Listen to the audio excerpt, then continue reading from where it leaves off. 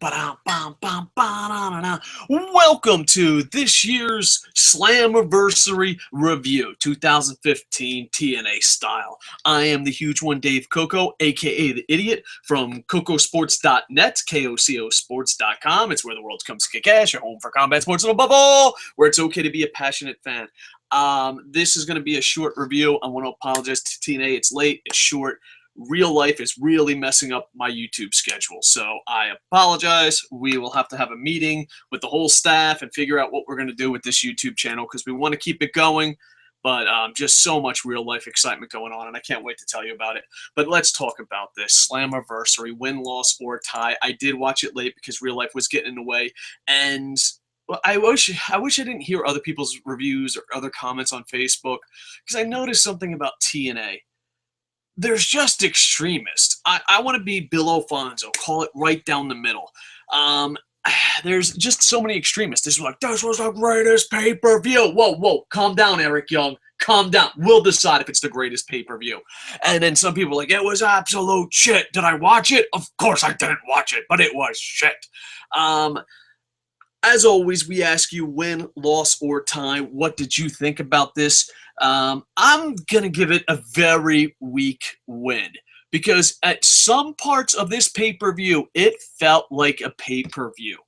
Then there was the technical difficulties, which I'm not going to hold too strong against. No championship match. Not at Bound for Glory at Tokyo and now. I said this at Bound for Glory. I'm going to say it again at Slammiversary. If your fucking champion isn't on it, fucking cancel the goddamn pay-per-view. All right? Get EC3 the title, and I that's not a spoiler. That's what I said at Slammiversary. That's what I'm saying. I said at Bound for Glory. Just give the title to someone who's actually going to show up. This was such a weird pay-per-view because sometimes you're just like, this is the best. This is good pro wrestling. This is some of the best pro wrestling America is providing the world. And then sometimes you're like, yep, it's TNA SmackDown this Wednesday. Bell to bell. Bell to bell. Bell to bell. Bell to bell. It's like, bro, people paid $40 freaking for this. If you're not going to give them pay-per-view quality matches from top to bottom, cancel your pay-per-views. Become a television product and just become the best television product you can and get rid of the pay-per-views. Like I said, I give it a weak win. There was some things that were amazing, and then there were some things that it felt like SmackDown. The TNA SmackDownery. So it's a bit weird, but let's break this down as quickly as possible. I got to be done by the top of the hour. All right, here we go. 3-way X Division Championship match. DJZ versus Manic versus Tiger Uno. I thought this was a great opener. It reminded me of why I love the X Division. I wasn't too high on Tiger Uno. I hope I'm saying his name right. My Spanish is horrible. I wasn't that high on him, but this match, I respect him, and this match, I'm like, okay, he's worthy of the X Division title. Manic, root for the guy. DJZ, outside of storylines, is a pretty good wrestler. It was fast-paced. It is a great X Division match. Where does it stack throughout history? Probably not that high, to be honest. But what the X Division has been, it was a good X Division match. That's what I'm saying. It was a solid X Division match. Great opener. Tiger Uno does win. He puts away Manic for the final count. It was an elimination match, which I like, and I believe all three athletes deserved it. There was no Grado, and I'm Team Grado, but it's just crazy. There was no Grado, no Spud. No Europeans slowing us down. No, just no comedy guys. It was like, no, the X Division meant something, and hopefully it means something again. Good luck, Tiger Uno. Good luck, sir. For those that don't know, I've been watching TNA from day one, literally day one. I bought the $10 pay-per-views, and I probably wouldn't be doing this review. I wouldn't be watching TNA wrestling if it wasn't for the X Division title, and hopefully they make it something special again. All right, boom. Let's go next. You got Jesse Godderz versus Robbie E. Oh, it was a pretty good match, pretty decent storyline, pretty entertaining, but nothing really that special. Not pay-per-view worthy, but at least it told the story. It felt like a pay-per-view match. where other matches did not feel this way at all. And not only that, but it felt good because it's Slammiversary. You're paying your $40. You're enjoying it, or whatever you paid, or it's a pirate's life for me. But it felt like you were watching a pay-per-view match where they told you a story and then they, tried to finish the story as best they can. Robbie does win. Jesse Godderz comes out and basically like the man gimmick. He's like, I guess like if Soda Popinski and Ric Flair had a child, that's what he did. But overall, Robbie still won. It wasn't that bad of a match, but it's still nothing too spectacular. All right, boom, boom, boom. Next, and I apologize, I'm going through this really fast, but next day is Wednesday. You got Bram versus the Blueprint, Matt Morgan street fights. It wasn't too bad. It was cool to see an old-time thing, but right now I just think Bram and Matt Morgan are the same. Just two guys that have potential, and will it ever pan out? The street fight was okay. It wasn't the best street fight of the night or hardcore match of the night. It told a story, but it felt like this could have been on television. This didn't have to be on pay-per-view. Bram does win, and, so Bram, I guess, is a powerhouse now. I'm not really sure. But, I know what this was. This was passing of the torch. Sometimes a great athlete passes the torch down to another great athlete in professional wrestling. That was this, except potential wasted. Matt Morgan's like, I have so much potential and never cashed it in. Now here's the torch for you. Now you have so much potential. Never cash that in. So right about now, I'm really missing the X Division match, and I'm starting to question if they should even be in the pay-per-views. But not so fast, my fellow friends. This is where it turns around. It's a one-on-one, just classic match. Had a little bit of comedy. Davey Richards versus Austin Aries. To me, these guys should be in the X Division right now. I know, according to internet rumors, so many people are quitting TNA. So many people are signing different contracts. I don't know the situation, but overall, I enjoyed this match a lot. There was a comedy spot where Austin Aries was reaching for Bobby Roode because he's so used to being part of the Dirty Heels, and it was pretty funny. Commentary put it over pretty well. Tonight's commentary team, Josh does a lot better on his own. I like Josh. I like Pope. It was an awkward night for commentary. Josh was really off his game. Basically, Bobby Roode runs down to try to shenanigans. He's stopped by the other American Wolf, and Austin Aries still rolls him up from behind, a little schoolgirl. I don't think they call it a schoolgirl when WWE Divas ain't doing it. Pulls the tights, gets the 3 count. Tries a little bit of comedy, but the Orlando crowd was really dead tonight. And it's crazy because they have to do something about it. I defend Orlando a lot because I know I used to live in Tampa, and Orlando in NXT, you just get right in and you can be excited and crazy and have fun. And I don't know if it's still this way, but when I went to the Impact Zone in Orlando, it was you had to wait hours to get in. So, yeah, you might be pumped up at 3 o'clock in the afternoon, but when it was bell time, you're like, oh, my God, I sat out there in the hot sun for this.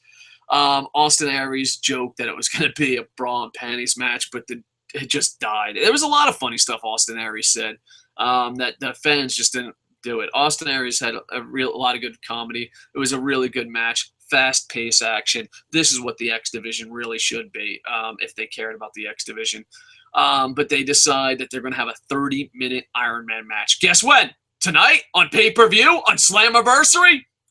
Nope, not on SmackDownversary. They are going to have that on bell to bell on free television, which is great. It's exciting for TNA, but man, if you paid full price for this, I'm sorry. Next, you have Brooke and Awesome Kong versus the Dollhouse. It was a really fast-paced, decent women's match, but once again, the title wasn't on the line, and it was a 3-on-2, so to me, it took away from it. This was one of those where the athletes showed up and booking didn't. I thought the women athletes did really good on this match. It kept me entertained. I loved all the women involved. I think Brooke has really been stepping up her game. I think the Dollhouse is starting to really find their groove because I know the Dollhouse wrestlers are really good female wrestlers, but it seems like they're holding back for some reason. So hopefully they can stop holding back and have great matches. And Awesome Kong looked really skinny and moved a lot, the best she's moved probably in TNA.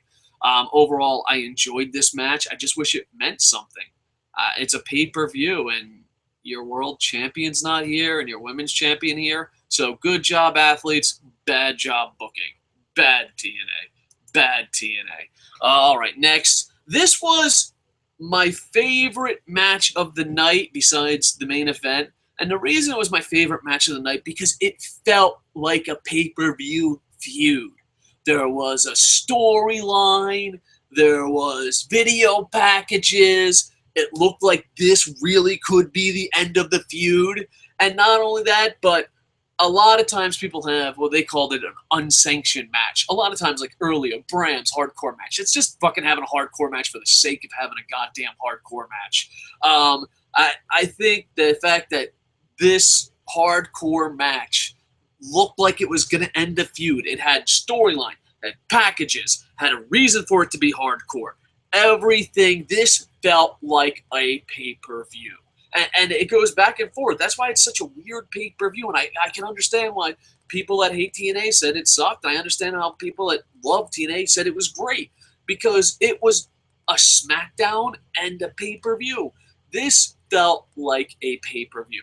There was a reason for a hardcore match, not just some fucking random guy going, you know what? I really don't feel like wrestling tonight. Let's make it a hardcore match. Dun, dun, dun. There was a reason for the hardcore match. So I really, really enjoyed this. It ends with both of them busting their heads, they're stumbling while talking, repeat sentence. Yeah, so basically it ends, they both have beer bottles. There was tons of spots. There was one spot where they knocked out the electricity, and that might have been a shoot because they had technical difficulties out the ass after this.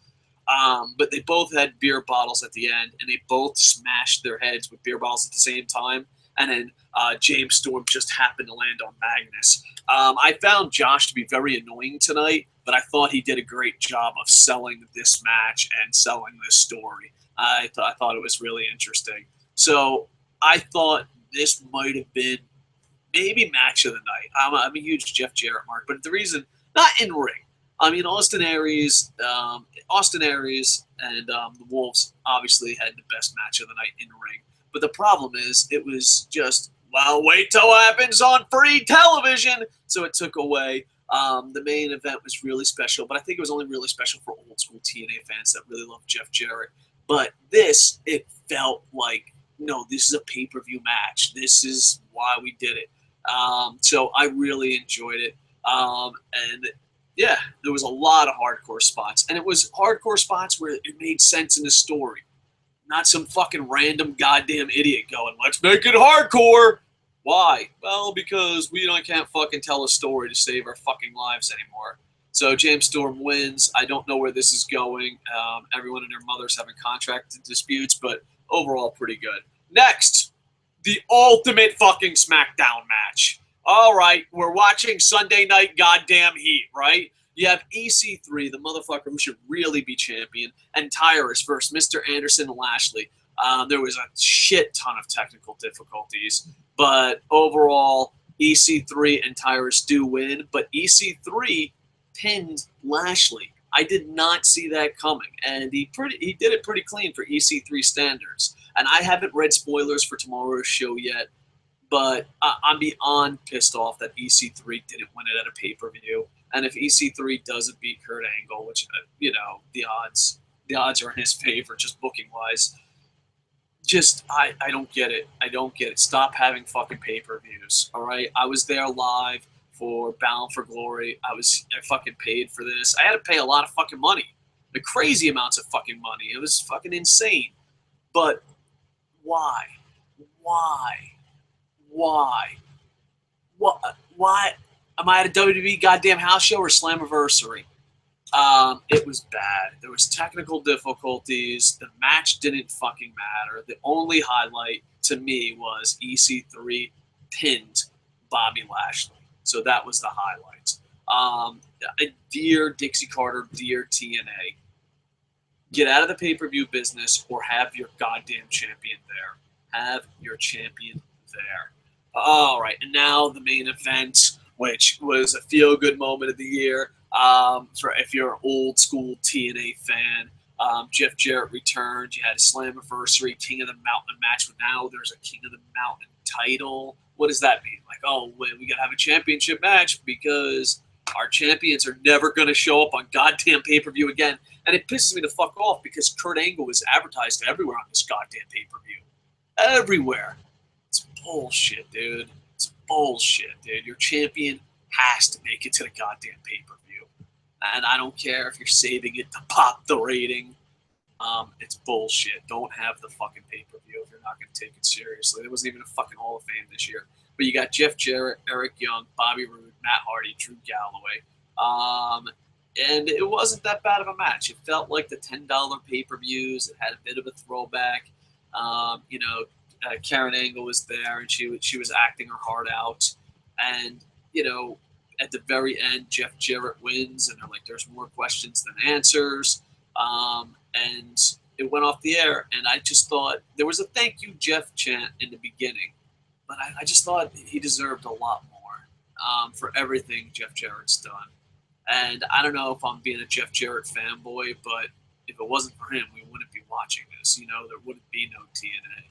Like, I always find it weird, like, super TNA fans be like, I don't fucking like Jeff Jarrett. I'm just like, all right. But now it's going to be interesting what they do with Global Force. So many rumors, good and bad. TNA is just having a war with the internet right now. They're like, everyone is quit. Everyone's still okay, and it's just absolutely crazy.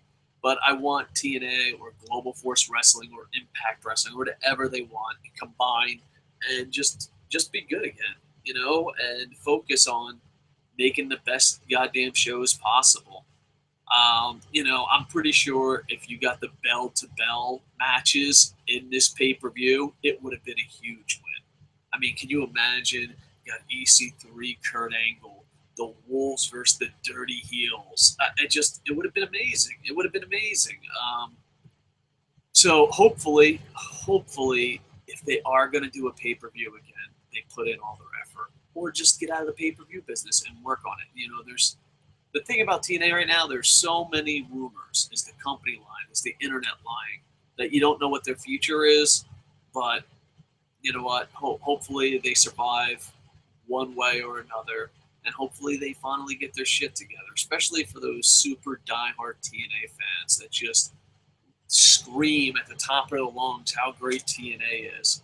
They deserve it. They deserve to have a good product. They deserve to have the product out there. So, Slammiversary, half of it absolutely amazing. The other half was Sunday Night Heat for Bell to Bell. So, I don't know where you stand on it. Please put in the comments win, loss, or tie. Bam! Let's see. Oh my God, the famous Tom Kushin. I appreciate it. Tom Kushin liked and tweeted us. Much love. We have to talk soon. But yeah, I really appreciate you sharing it. And Robert Kofi also shared it. He said, best show on the web. Thank you for saying such kind words, especially considering I'm on such a time crunch for TNA super fans and loyalists and TNA itself, because I'm sure Dixie Carter checks out a fat guy on YouTube. It's like, I wonder what a fat, ugly, sick dude on YouTube thinks. How I know. And knowing is half the battle. KocoSports Internet Infantry Chat. Yay, giving spoilers. Damn you, Kevin. Damn you. And then there's questions about WrestleMania, but maybe we'll save that for another day. Boom, boom. Thank you for the likes on Facebook and anything on the YouTube. Yep, we do have something on the YouTubes. And it's from Robert Coffey. Let's see. Boom, boom, boom. 3-1. Not too bad. Not too bad. Raw, we went undefeated for a really long time. 3-1.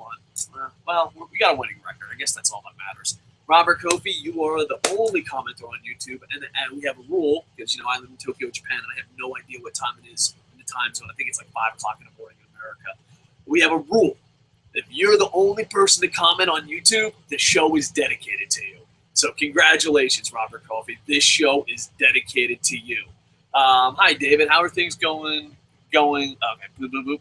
Hi, David. How are things going to be out of the loop for the last few days beyond holidays? Oh, okay. I'm gonna pretend. Let's regroup. Timeout. Robert Kofi, we dedicate the show to you, and that's the comment you bring. Much much love. Let's try again. Hi, David. That's me, so I got that part. Hey, Robert Kofi. Show's dedicated to you. How are things going? Not too bad. Dude, my real life is completely hectic in a really good way. A lot of good news is coming my way, and hopefully it keeps going that way. But it's a shitty situation because the better my real life does, the shittier my podcast and podcast time is. So, I made this joke on Monday Night Raw review. There's always people like, you're such a fucking loser that just hang out on YouTube. I'm like, no, I'm not. That's what I want to be. But I'm failing miserably at being just a loser on YouTube. I've been out of the loop the last few days, been on the holidays. Okay, now I get it. You throw in some commas, you break it down, I got it. Monday Night Raw sucked, and Wednesday nights are absolutely crazy and amazing. So tonight, you're going to see so much great wrestling, so please enjoy it.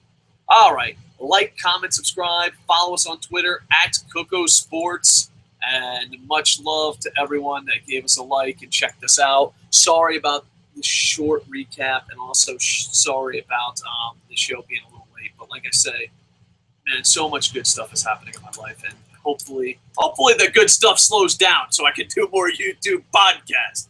Come on, I'm just kidding.